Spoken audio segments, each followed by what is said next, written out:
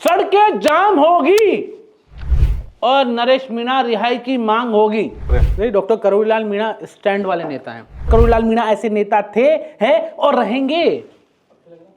मोदी, योगी, अमित शाह, योगी और मोदी की बात करूं, अमित शाह भी बहुत बड़े लीडर है, अच्छे लीडर है, लेकिन ये इनका आगे कुछ ना पीछे कुछ नहीं। इनके लिए राष्ट्र हित, देश हित सर्वोपरि है। लेकिन रविंद्र भाटी बड़ी स्मार्ट लीडर, उन्होंने आज इस बात की प्रतिक्रिया बड़ी सावधानी से दी। राम राम सर, हताई विद भाई जी में आप सभी को स्वागत है। सबको स्वागत है। भूख लग रही है मन तो आज। मैं आपके लिए कुछ खाने के लिए लेके आया हूँ। सही बता। खाना लेकिन देसी अंदाज में पड़ेगा। क्या देसी? लो आज बेवड़ो चकना लेके आओगे ये? चखना नहीं है, नमकीन है। भूख लग रही थी।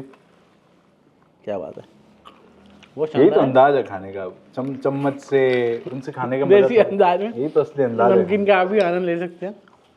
हताई विद भाई जी शुरू करते हैं। कई मुद्दे हैं जिन पे चर्चा ही करेंगे। नरेश मीणा को लेके 24 तारीख को कुछ बड़ा होने वाला है। पूछा क्या हो सकता है, आप बताओ। सड़कें जाम होगी और नरेश मीणा रिहाई की मांग होगी। ये मैं आपको लिख के दे रहा हूं। अच्छा, नरेश मीणा कद्दावर जननेता थे, है और रहेंगे। ये विधानसभा को घेरने की बात कर रहे हैं जैसे। बिल्कुल घेरेंगे। 24 फरवरी को कह रहे हैं जेलें कम पड़ जाएगी। 24 फरवरी को 24 फरवरी को वो बताएंगे कि कितना बड़ा आंदोलन करने वाला है। देखो, विधानसभा 31 तारीख से शुरू होने वाली है। वो तो उसके बाद मुझे उम्मीद है कि बड़ा आंदोलन होगा। इसका मतलब तय है। जो मैं सोच रहा था कि नरेश मीणा के ऊपर एक के बाद एक केस जो फहरिस्त लगाई गई थी, वो जानकर, नरेश मीणा के लोग भी कह रहे थे, जानकर कांग्रेस और बीजेपी दोनों ने मिलकर एक जन नेता को कुचला है। और क्या कुछ चल रहा है सर? हनुमान बेनीवाल क्या कुछ कर रहे हैं? नहीं, डॉक्टर करोड़ीलाल मीणा स्टैंड वाले नेता हैं। मुझे बेहद अच्छी खूबसूरती उनकी ये लगी कि वो स्टैंड पे हैं। कल उन्होंने अलवर में बयान दिया। वो केंद्रीय मंत्री भूपेंद्र यादव जी से भी मिले थे, उसके बाद भी तो मीडिया ने एसआई भर्ती पे पूछा, उनका स्टैंड क्लियर है कि सरकार से पूछो, मैं तो एसआई भर्ती पे मेरा स्टैंड है, रद्द करो। तो ऐसे स्टैंड वाले नेता होने चाहिए। लोकतंत्र जब ही जिंदा रहता है, जनता जब ही आपकी रिस्पेक्ट करती है नेताओं की, जब ऐसे स्टैंड वाले नेता होंगे जो कहेंगे जो मैंने कहा मैं उस बात पर आज तक कायम हूं, चाहे मेरी जान भी चली जाए। तो डॉक्टर करोड़ीलाल मीणा ऐसे नेता थे, हैं और रहेंगे। वैसे सर एक बात देखने लायक है कि करोड़ीलाल मीणा एक इतने बड़े नेता है और आज तक उन्होंने अपनी बात स्पष्ट की है, तो सरकार इतने बड़े नेता की बात मान क्यों नहीं रही है? ये सोचने वाली बात है। मतलब ऐसा ही भर्ती रद्द भी नहीं मान रही और उनका इस्तीफा भी नहीं मान रही। क्या भाव नहीं दे रही है क्या करोड़ीलाल मीणा को? देखिए, आपने बड़ा टिपिकल सवाल पूछा है। एडामेंसी की लड़ाई है ये। मतलब ईगो, पर्सनल ईगो की लड़ाई लगती है मुझे। तो भजनलाल जी का तो मुझे नहीं लगता कोई पर्सनल ईगो है। मुझे तो ऐसा ही लग रहा है अब, क्योंकि जब करोड़ीलाल जी जब से हैं, जब भजनलाल जी नेता भी नहीं थे, मुझे लगता है। जब इमरजेंसी में करोड़ीलाल जी अंदर गए थे, जब भजनलाल जी जब बहुत ही छोटे थे, मेरे हिसाब से 5-6 साल के होंगे, 10 साल के होंगे। ऐसे नेता से ईगो या स्कूल में होंगे। तो मुझे समझ ही नहीं आ रहा कि जब ईगो कैसे हो सकता है कि जब आपकी कैबिनेट की जो कमेटी आपने बनाई है एसआई भर्ती पर, उसने लिख के दे दिया कि पेपर निरस्त कर दो। आपकी एसओजी ने, आपकी पुलिस ने, तमाम लोगों ने लिख के दे दिया। 4 एजेंसियों से जांच कर ली, कोर्ट ने यही तो पूछा था। फिर समस्या कहाँ है? क्या समस्या वो है जिसका हनुमान बेनीवाल आरोप लगा रहे थे कि आपके 2 मंत्रियों के गर्लफ्रेंड वाला मामला है, या कोई और मामला है? मुझे समझ नहीं आ रहा है। यहाँ भजनलाल जी का व्यक्तिगत ईगो है कि अगर ये रद्द कर दूंगा तो credit goes to Karodilal Meena, Manoj Meena and Naresh Meena and all persons. तो ये भी कारण हो सकता है। जो भी नेता होता है ना, वो राजनीति में, सियासत में नेता क्रेडिट के पीछे भागते हैं। उनको कल क्रेडिट मिलेगा कि अभिषेक जी से दोस्ती करने में फायदा है, इसका क्रेडिट मुझे मिलेगा, तो अभिषेक जी से तुरंत दोस्ती कर लेंगे। तभी तो राजनीति को गंदी मतलब गंदी चीज बताते हैं कि सिर्फ मतलब के लोग यहाँ ज्यादा होते हैं। राजनीति का नाम ही दूसरा मतलब है, लेकिन मोदी मतलबी नेता नहीं है। मोदी, योगी, अमित शाह, योगी और मोदी की बात करूं, अमित शाह भी बहुत बड़े लीडर है, अच्छे लीडर है, लेकिन ये इनका आगे कुछ ना पीछे कुछ नहीं। इनके लिए राष्ट्र हित, देश हित सर्वोपरि है। राष्ट्र और देश पहले है, क्योंकि इनका परिवार भी नहीं है, परिवार है लेकिन मानते नहीं है। परिवार राष्ट्र ही है, उनका परिवार राष्ट्र है। तो ऐसे सन्यासी नेता, ऐसे विरले नेता मतलब सदियों में पैदा होते हैं। सदियां गुजर जाती है जब ऐसे नेता आते हैं। मैं अतिशोक्ति होगी, मुझे कोई अतिशोक्ति नहीं है बात कहने में कि वो महापुरुष हैं। कोई मुझे गाली बक रहा है, बकने दे, कोई नहीं, नो प्रॉब्लम। क्यों बकेगा वो? I don't have any problem. कोई मुझे बोलता है कि मैं बायस्ड हूँ, I don't have any problem. I have only problem जो भारत के खिलाफ है, राष्ट्र के अंदर, भारत के अंदर के भारत को गाली बकता है, मैं उसके खिलाफ हूँ, था और रहूंगा। बिल्कुल, मैं भी। सर एक बात बताओ, मदन राठौड़ नेता हैं, उन्होंने रविंद्र सिंह भाटी को लेके कुछ बयान दे दिया। क्या बयान दिया? उन्होंने खुला सांड बोल दिया उनको। देखिए, रविंद्र भाटी छुट्टा सांड, यानी खुला सांड जिसे आप कह रहे थे। खुला मतलब उनका कहने का मतलब तो ये था कि ये खुला है, अब इसके कोई खुला सांड क्या होता है पता है? कहीं भी घुस जाता है, कुछ भी बोल देता है। तो खुला सांड तो होता है किसी को भी उठा के पटक देता है, किसी के घर में भी घुस जाता है, किसी की दुकान में घुस जाता है। तो उनका कहने का मतलब खुला सांड है, अब इसको कोई रोक नहीं सकता, ये ओपन है। अच्छा, ये उनका कहने का मतलब। हाँ, तो लोग इसका लेकिन पॉलिटिकली देखें इसको, तो पहले उनको खिजड़ू ऊँट बोला था किसी कांग्रेस के नेता ने, बाड़मेर के नेता ने। खिजड़ू ऊँट मानी बात होता है, ऊँट जब सर्दी में गर्म हो जाता है ना, अच्छा, काम वासना में, तो ऊँट क्या है, खिजड़ो हो जाता है, मतलब पागल ऊँट बोलते हैं, पागल हो जाता है वो, किसी को भी उठा के पटक देता है, कुछ भी कर देता है। तो सेम एक तरह से बोला है, लेकिन अंतर, भावना का अंतर है। लेकिन रविंद्र भाटी बड़ी स्मार्ट लीडर, उन्होंने आज इस बात की प्रतिक्रिया बड़ी सावधानी से दी।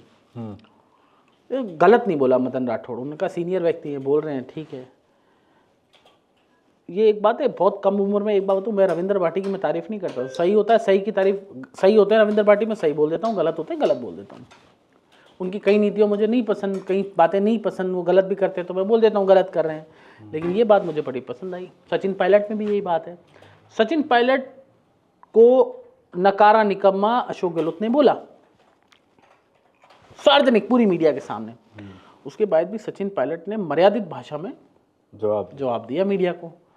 तो मुझे पता नहीं रविंद्र भाटी किस स्कूल से ट्रेनिंग ले रहे हैं, लेकिन जहाँ ट्रेनिंग ले रहे हैं अच्छी ट्रेनिंग ले रहे हैं। राजनीति में शब्दों के बड़े मायने। बाल मुकुंदाचार्य से एक बार उनकी बात हो रही थी, वो वायरल हो रहा था फोन। बाल मुकुंदाचार्य तो वो खुद ही, उनकी जो मदन राठौड़ ने उन पे बयान दिया ना, तो कोई उन पे भी दे सकता है।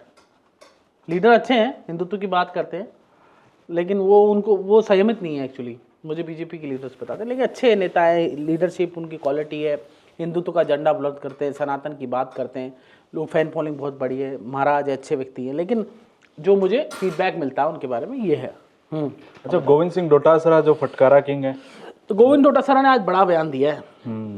आज तो बड़ा ही बयान देते हैं वो तो, कि बीजेपी में नया मॉडल है, कमजोर को सत्ता सौंप दो, पर्ची दिल्ली से भेज दो और सरकार चलाओ। जिसको पता नहीं एमएलए बनूंगा उसको प्रदेश का मुख्यमंत्री बना दिया।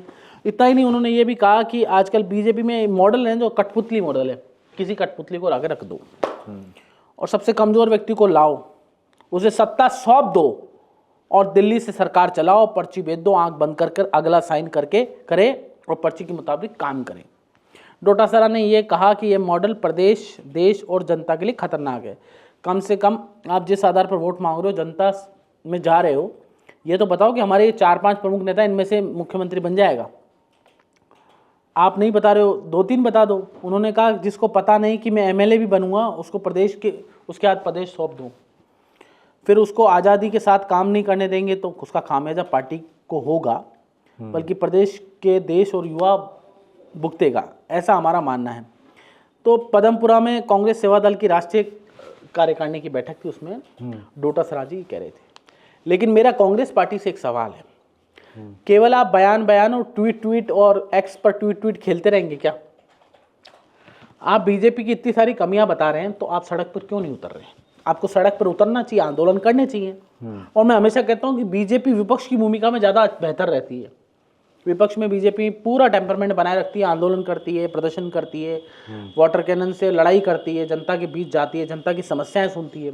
भाई कांग्रेस क्या है, ट्वीट ट्वीट और आपस में बटी हुई कांग्रेस अच्छा नहीं है। एकजुट होकर कांग्रेस को मुझे लगता है कि यहाँ पर अब ठीक समय है कांग्रेस के लिए कि वहाँ जनता के मन में अपनी पैठ बनाए और जनता के बीच में आके लड़ाई लड़े। या तो फिर कांग्रेस के कुछ नेता फंसे हुए हैं, जैसा कि सुप्रीम कोर्ट ने भी टिप्पणी की कि महेश जोशी का जल जीवन मिशन का जो घोटाला था, उनका पद्म चंद जैन की सुनवाई हो रही थी, उस पर कहा उसको छोड़ते हुए कि भाई वो मंत्री का नाम क्यों नहीं है इसमें। तो बीजेपी ने जल जीवन मिशन से लेकर तमाम बड़े घोटाले जिसमें उठाए थे, उस समय विपक्ष में थी कि जल जीवन में पीएम आवास में घोटाला हुआ, जल जीवन मिशन में हुआ, जो DOIT विभाग है उसमें सोना पाया गया, पैसा पाया गया, ये अधिकारी भ्रष्ट हैं। लेकिन आने के बाद सत्ता में ऐसा कुछ नहीं हुआ। लोग सोशल मीडिया पे अब सवाल पूछ रहे हैं। तो कहीं ये कारण तो नहीं है कि केवल औपचारिकता पूरी करते हैं कांग्रेस के नेता, सड़क पे नहीं उतर रहे। केवल सचिन पायलट मुझे सड़क पे दिखाई देते हैं।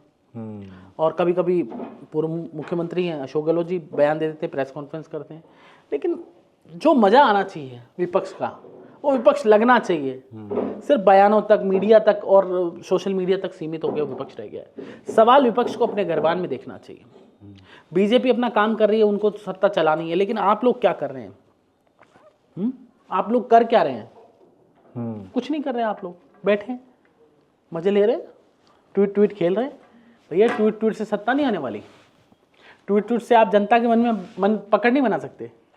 और आज एक दिलचस्प तस्वीर थी, मुझे अच्छी तस्वीर लगी। देखो भजनलाल जी अच्छा काम करते हैं, मुझे बड़ा दिल का अच्छा लगता है कि हमारा मुख्यमंत्री सनातनी होना चाहिए। और सनातनी होने का परिचय उन्होंने दिया कि महाकुंभ में डुबकी लगाई उन्होंने, और जो बड़े बड़े संत थे उनसे मिले, उनका आशीर्वाद लिया, और डुबकी उनके साथ साथ उनके जो स्टाफ ने उन्होंने भी लगाई। तो सनातनी सरकार का एक मैसेज दिया। हालांकि योगी से बड़ा सनातनी, मोदी से बड़ा सनातनी तो कोई नहीं है, लेकिन मैसेज कलेक्टिव अच्छा मैसेज था।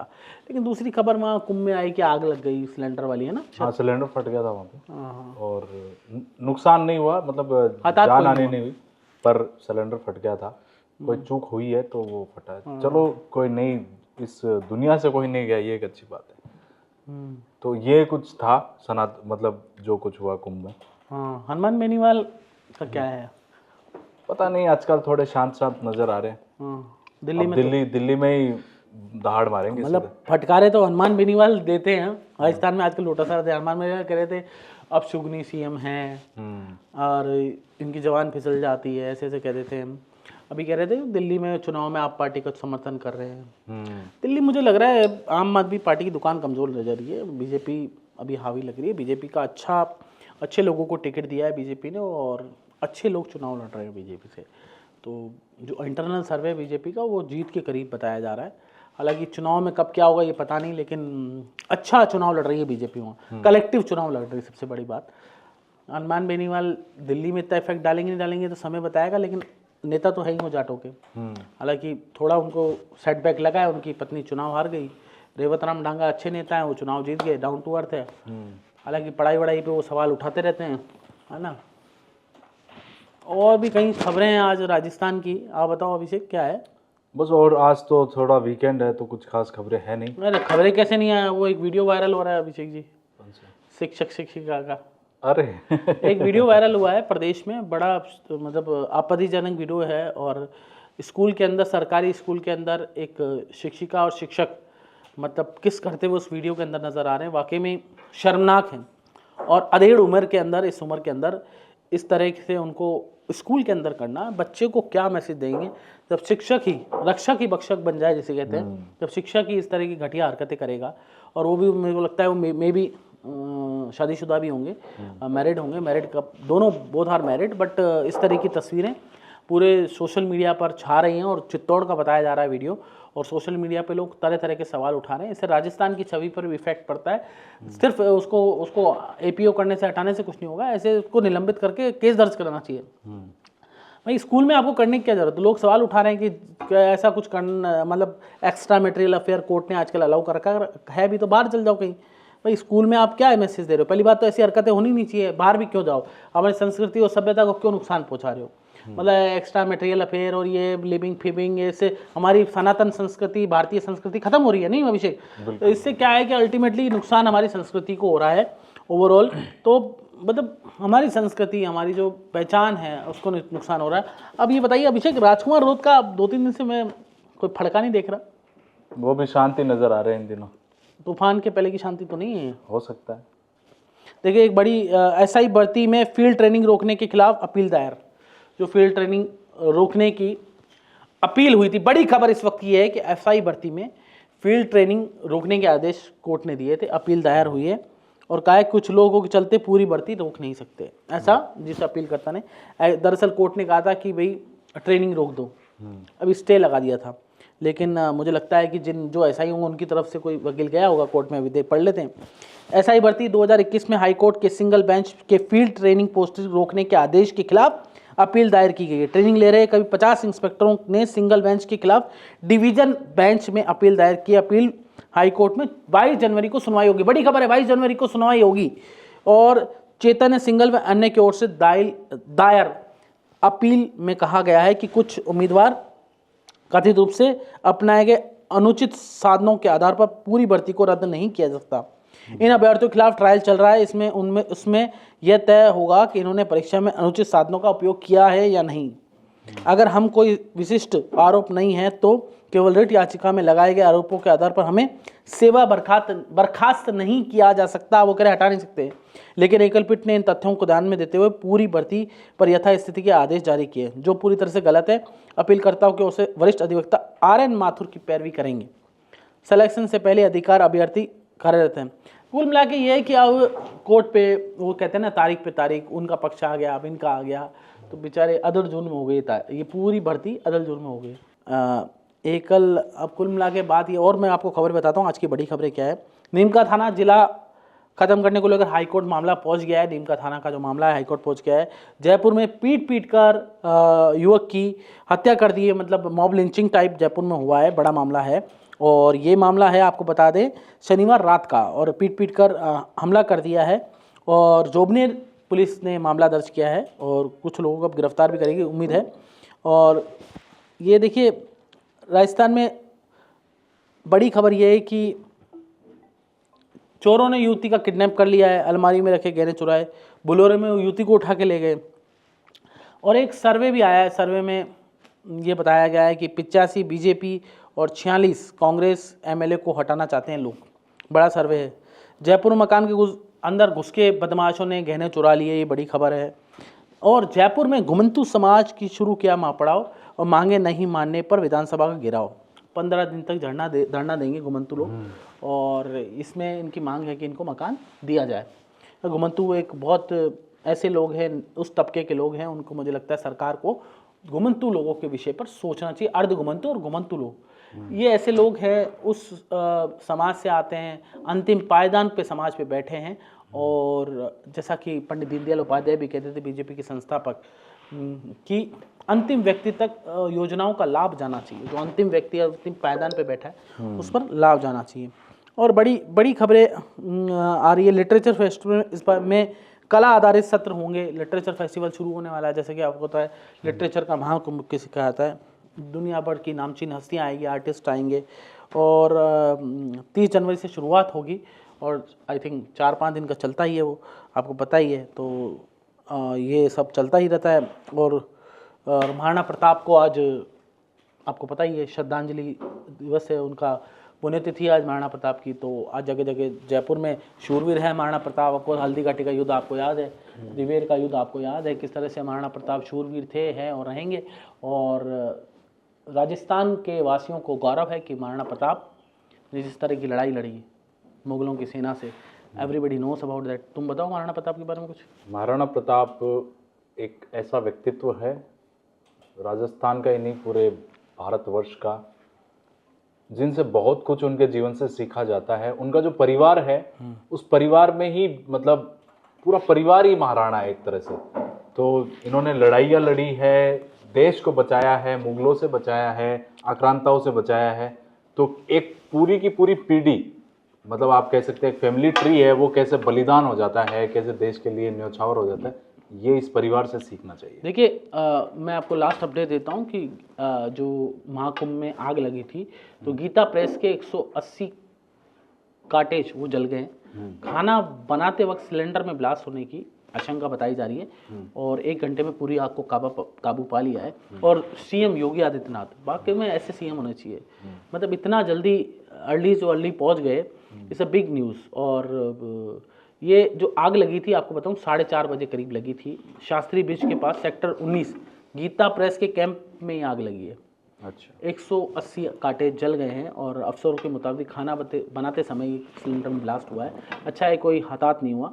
और फायर ब्रिगेड की 12 गाड़ियां मौके पर पहुंच गई थी अभिषेक। और आपको बता दूं एक सन्यासी के 1 लाख रुपए के नोट भी जल गए। ये यार ये दुखद खबर है। एक सन्यासी होता है कितना मुश्किल से, आपको पता है, और नागा साधु तो बेचारे कैसे होते हैं, बहुत बड़ी मुश्किल से मतलब भिक्षा मांग के, भीख नहीं बोलूँगा, भिक्षा मांग कर बेचारे जीवन यापन करते हैं। और मतलब मुझे तो नागा साधुओं की जो जहाँ पैर पड़ता है उसको चूमने का मन करता है। मतलब इतने तपस्वी लोग, इतने वहाँ कुंभ की धरती पर आप भी जरूर जाइए, ऐसे लोग हैं। और 500 लोगों को बचाया है लगभग, मुझे लगता है कि बड़ा हादसा हो सकता था। मतलब पीएम नरेंद्र मोदी ने भी जानकारी ली है। देखिए कितने अच्छे पीएम है नरेंद्र मोदी, सीएम से जानकारी योगी जी से कि क्या मामला हुआ। हेलीकॉप्टर से पहुंचे थे योगी और महाकुंभ का जायजा भी ले लिया। तस्वीरें हैं बेहद 50 फायर फास्टिंग पोस्ट भी वहाँ मौजूद है। और वैसे भी मैं बताऊँ आपको पूरा इंतज़ाम कर रखा था योगी सरकार ने तमाम चीज़ों का। तो एक अच्छा कह सकते हैं कि योगी जी, प्रधानमंत्री नरेंद्र मोदी का विज़न और ये ज़बरदस्त मतलब रहा कि महाकुंभ ज़बरदस्त आयोजन और सनातन की गूंज पूरे विश्व में सुनाई दे रही है। ऐसे आयोजन में ज़रूर जाना चाहिए। ये घटनाएं होती रहती है लेकिन इन घटनाओं से किसी का लेना देना नहीं है। हमें लगता है कि कोई भी इसमें शुभ अशुभ नहीं है, वहाँ सब कुछ ही शुभ है। इन घटनाओं के आधार पर कुछ लोग गलत तरह की अफवाह फैला सकते हैं, लेकिन आप इस महाकुंभ में जरूर जाइए। इतने सालों बाद मुझे लगता नहीं है हमारी पीढ़ी तो ये देख पाई है महाकुंभ, तो हमें डुबकी जरूर लगानी चाहिए आस्था के इस महाकुंभ में। तो ये थी आज की अताई, और हमसे जुड़े रहिए, कमेंट करते रहिए, लाइक करते रहिए। नमस्कार। जय सिया राम।